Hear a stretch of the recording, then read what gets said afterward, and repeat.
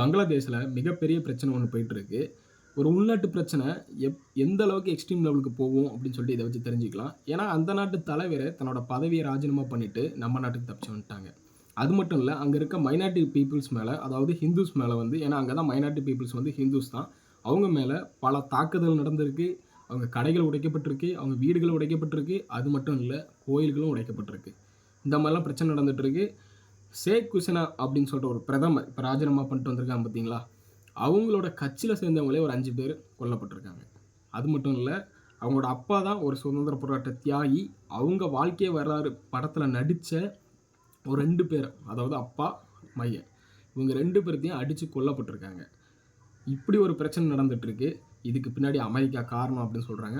அத பத்தி நம்ம பார்க்க போறோம். அதுக்கு முன்னாடி நம்ம சேனலை சப்ஸ்கிரைப் பண்ணலாம், சப்ஸ்கிரைப் பண்ணிடுங்க. வாங்க வீடியோக்குள்ள போலாம். இந்த ஷேக் ஹசீனா அப்படின்னு சொல்றவங்க என்ன சொல்றாங்கன்னா, அதாவது அந்த நாட்டோட பங்களாதேஷோட முன்னாள் பிரதமர். இப்ப ராஜினாமா பண்ணிட்டு வெளிய வந்துட்டாங்க.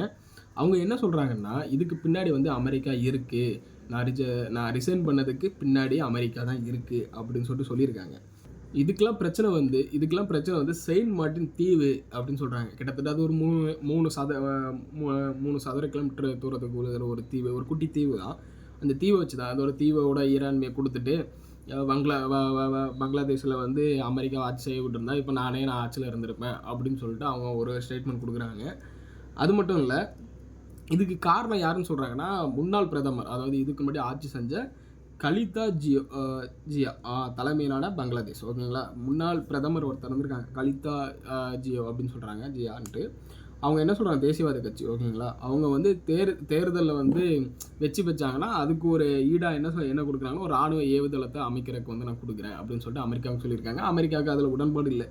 இப்போ வந்து இதனால தான் ஒரு பிரச்சனைய வந்து உள்ள கிளறி விட்டாங்க அப்படின்னு சொல்ற மாரி இவங்க ஒரு ஸ்டேட்மெண்ட் குடுத்துருக்காங்க. இப்ப இதனால என்ன பிரச்சனைன்னா, இது எந்த பிரச்சனை எடுத்துக்கிட்டாலும் இதுக்கு பின்னாடி ஒரு அமெரிக்கா இருக்கும். இல்லன்னா வந்து சைனா இருக்கும். இந்த 2 பிரச்சனை, இந்த 2 நாடு இல்லாம இது எங்கேயும் இருக்காது. ஒரு நாட்டுல ஒரு பிரச்சனை நடக்குதுன்னா கண்டிப்பா சைனா இருக்கும். இல்லன்னா அமெரிக்கா கண்டிப்பா இல்லாம இருக்கவே இருக்காது.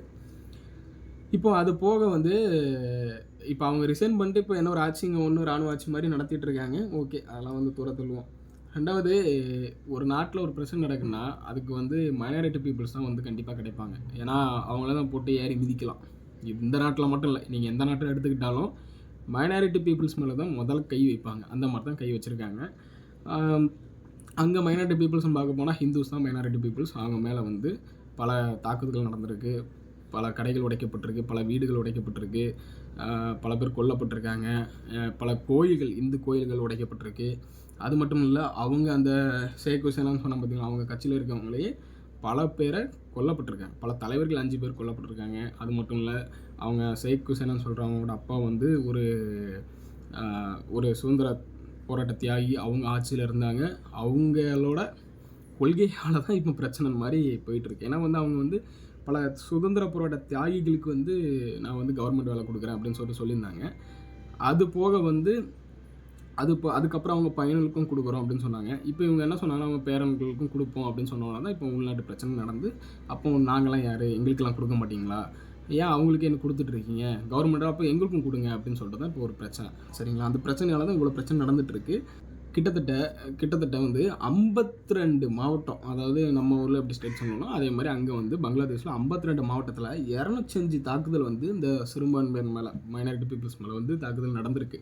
இதனால வந்து பல இந்துக்கள் வந்து கீழ அதாவது பல இடத்துல வந்து மிகப்பெரிய அங்க பங்களாதேஷ்ல வந்து இந்த டாக்காவிலயும் சிட்டாங்கிலும் வந்து மிகப்பெரிய போராட்டங்கள் வந்து நடத்தப்பட்டிருக்கு. பல பேர் இந்துக்கள் வந்து தப்பிச்சு நம்ம நாடுக்கு, அதாவது வந்து இந்தியாவுக்கு வந்து தப்பிச்சு வந்துட்டு இருக்காங்க. ஏன்னா வந்து அவங்க உயிருக்கு வந்து பாதுகாப்பு கிடையாதனால தப்பிச்சு வந்திருக்காங்க.